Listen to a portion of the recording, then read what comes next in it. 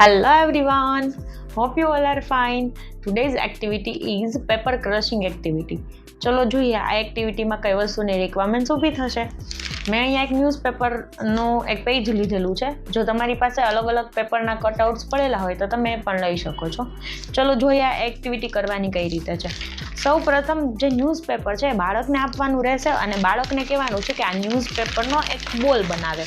બંને હાથથી એને જેટલો ફોર્સ લગાડવો હોય એટલો ફોર્સ લગાડીને આ રીતે બોલ બનાવે.